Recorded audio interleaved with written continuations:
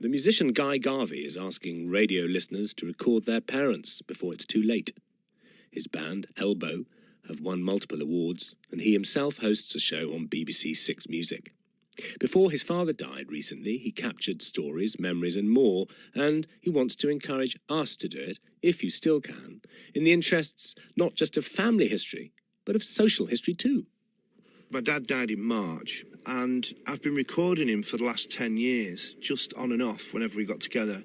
Now, because I'm in music and I've always had a recording device on me, it was a little easier for me to float the question to say, Dad, can I record your stories? It was still very awkward, and his first response was, why? Because you think I'm going to die? And I said, no, because I know you're going to die, and I'd like to get you while you can still remember your stories. Anyway, the long and short of it is that the recordings I now have of my dad over the last 10 years are the most valuable thing I own. And when my son grows up, I get to play him his granddad's stories and his voice. And the other thing that happened over time was, not only was he not offended by me wanting to record him, initially he talked a bit posher in the recordings and was kind of aware of the posterity aspect of it. And by the end of it, I'd be sat across from him in a chip shop or a bar, and he'd say, hey, I've got one for you, get your thing out. And he'd have me record it. What was the question you asked him that elicited a reply you can remember? We're not going to play the reply, but can you give us an example? My dad was a great raconteur, and he gave me some vague details about his mum and about the house he grew up in, but they all led to stories I'd never heard before. And my favourite one that he told me was when his dad and brother, both in the army, both different ranks, were both home on leave on the same day and on my dad's birthday. My granddad wrote a letter to his headmaster asking if Dad could be excused from school because City were playing. And it was, you know, a rare occasion when all three men were home on leave. So my dad, a 12-year-old boy, terrified of his headmaster, took this letter in. The headmaster said no, because it was a common thing, people coming home on leave and asking to be excused. He said, no, I'm sorry, no.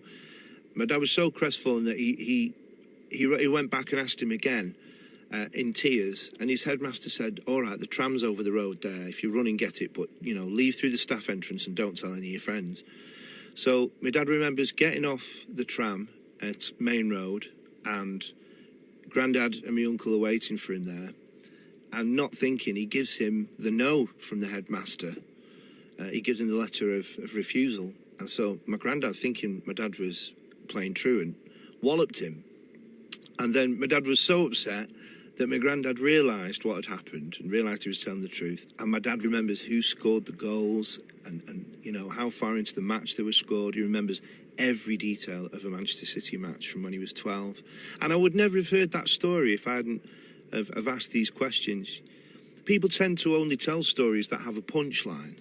And it really connected to my dad in a different way. I definitely got to know him as a child and as a young man through doing this. What about things like his laugh? Did he have a memorable laugh? Yes, he did. He had several laughs. A belly laugh was a real achievement. I think it always is in your parents, isn't it? But also his way with words. He's a fantastic wordsmith. His economy with language is stunning. I can't say I've inherited it. Was it a heavy Manchester accent? Yes, but his vocabulary was vast. He was a proofreader for 30 years.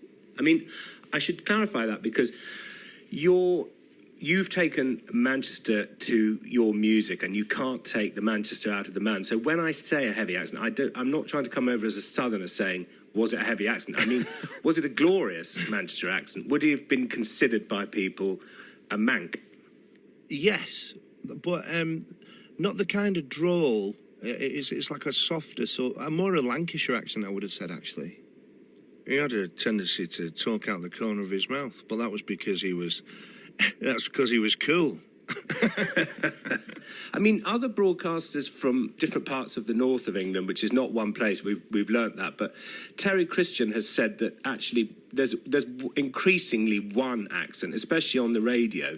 And I wondered if older generations, that you would get more colours in the rainbow, and that without noticing it, all the Lancashire may be going from Manchester, and there may be one big dominant Manchester accent. Do you think that's happening? I think what we currently see as a Manchester accent has developed over the last few years. It's sort of, as pride in the city through its sport and its music and its culture and all the things it has to be very proud of has increased. You get this very, very hard Manchester accent. I don't remember that growing up. But your project could throw light on things like that, because if there has been a change in a family, it'll be caught whilst answering questions about childhoods lived in the 40s and 50s and 60s. It could come out, and even words that might have been forgotten might reappear. Well, I found some on the tape of my granddad.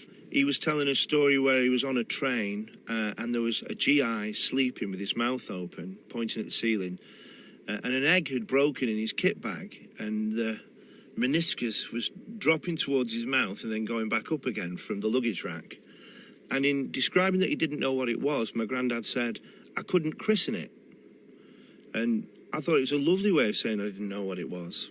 If it happens and you get people to record their parents, I mean, what about that question that you were asked yourself? I mean, it is kind of, you're doing it because you think I'm off soon. I mean, yeah. It is going to disturb some people. I think they are going to think it's like you're saying I'm in the departure lounge. Well, this is it. This is the tricky thing. I think the value of the recordings, once somebody's died, I think the value of the recordings is so great to the family in particular that it's worth trying to get over the awkward question. So I want to open this to everybody listening to BH today. I don't have a name for this project. It could end up being a national archive, which would be a really important social document and a great resource for future generations.